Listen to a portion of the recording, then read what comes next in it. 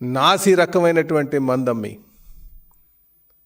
ప్రజలు ఎంతోమంది ప్రాణాలు తీసినటువంటి విధంగా కోల్పోయే విధంగా ఆయన సొంత డిస్టిలరీస్ పెట్టుకొని దారుణాతి దారుణంగా వ్యవహరించినటువంటి తీరు. ఈరోజు ఈయన లిక్కర్ కోసం మాట్లాడుతున్నారు. అంటే ఒక నాణ్యత లేనటువంటి మందుని ఈ రాష్ట్రంలో తీసుకొచ్చి తద్వారా డబ్బులు కూడబెట్టుకొని ఎంతోమంది సుమారు 3 లక్షల మందికి ఆయన లివర్ సమస్యలతో ఈ రోజుకి కూడా బాధపడుతున్నారు. 35,000 మంది ఆ లివర్ సమస్యలతో చనిపోయినటువంటి తీరు గత 5 సంవత్సరాలుగా. ఈయన విశ్వసనీయత కోసం మాట్లాడడం చాలా దారుణం అని చెప్పేసి ఈ సందర్భంగా తెలియజేస్తున్నారు. ప్రజలందరూ కూడా ఇది గమనిస్తున్నారు కనుకనే ఆయనకి ఇంటికి పంపించడం కూడా జరిగిందని చెప్పేసి తెలియజేస్తున్నారు. ఇదే కాకుండా ఈయన మాట్లాడితే నా బీసీలు అంటున్నా. ఈయన 56 కార్పొరేషన్లు పెట్టి బీసీలను అగౌరవపరిచే విధంగా 56 కార్పొరేషన్లు పెట్టి వాళ్ళకి ఎవరికి కూడా ఒక కుర్చీ టేబుల్ కూడా ఇవ్వకంట, ఎవరికి సరైన ఆఫీసు లేకుండా కేవలం నామక వాస్తా మేము బీసీలకి గౌరవిస్తున్నాం అని చెప్పి కార్పొరేషన్ పదవులు ఇచ్చామని చెప్పేసి అవమానించినటువంటి తీరు. అలాగే 34% రిజర్వేషన్ చేస్తానని చెప్పి అది 24% రిజర్వేషన్ చేసి సుమారు 16,000 మందికి ఆ రాజకీయ అవకాశాలు కోల్పోయే విధంగా చేసి ఎంతోమందికి ఆ మెడికల్ సీట్స్ ఇంజనీరింగ్ సీట్లు కోల్పోయే విధంగా చేసినటువంటి తీరు. ఈయన వచ్చి నా బీసీలని మాట్లాడుతున్నారు.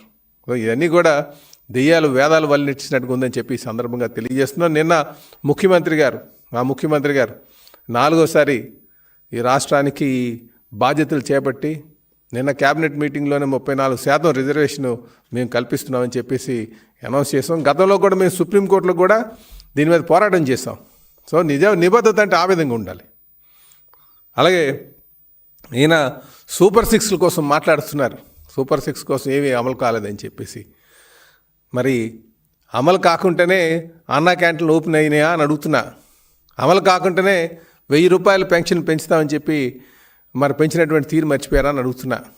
ఇదే 1,000 రూపాయలు పెన్షన్ పెంచుతామని చెప్పి 250 రూపాయలు పెంచుకుంటూ పోతామని చెప్పారు.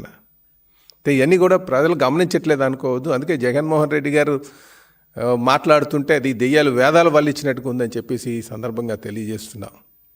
చెప్పాలంటే ఇందాక చెప్పాను, ప్రజా తీర్పు ఏ నాయకుడికైనా సరే ప్రజలు ఇచ్చినటువంటి తీర్పుని గౌరవించాల్సినటువంటి అవసరం ఉంది. 23 సీట్లు అప్పటికే 3 మార్లు ముఖ్యమంత్రిగా చేసినటువంటి వ్యక్తి చంద్రబాబు నాయుడు గారు ప్రజా తీర్పుని గౌరవించి అసెంబ్లీలో కూర్చొని ప్రజల యొక్క బాణీని వినిపించినటువంటి తీరు మీరు గమనించాలని చెప్పి తెలియజేస్తున్నాను. ఏ నాయకుడికైనా సరే ముందు నిజమైన ప్రజానాయకుడు అనిపించుకున్న వాళ్ళు ఎవరైనా సరే ప్రజా తీర్పుని గౌరవించాల్సిన అవసరం ఉంది. ఈరోజు జగన్మోహన్ రెడ్డి గారు మళ్ళీ 201, 202 అనుకుని వస్తున్నారు. అసలు 10 అంటేనే ఆ నాన్న అధికారాన్ని అడ్డు పెట్టుకొని డబ్బులు దోసుకోవడం. 20 అనేసరికి అధికారంకి వచ్చిన తర్వాత 2 లక్షల రూపాయలు దోసుకోవడం.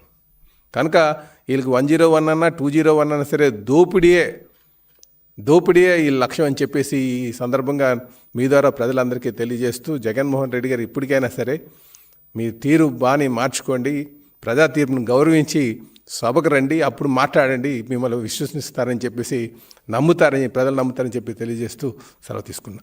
నమస్కారం.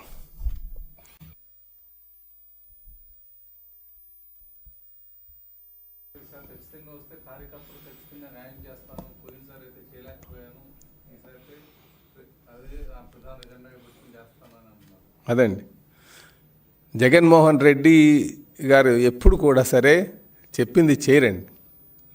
ఆయన కార్యకర్తలంటే జనం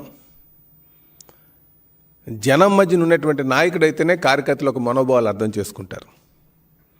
అందుకే ఏ నాయకుడైతే నిత్యం ప్రజల్లో ఉంటారు వారు ప్రజల్ని అలాగే కార్యకర్తల్ని నాయకులు ఆదరించగలరు.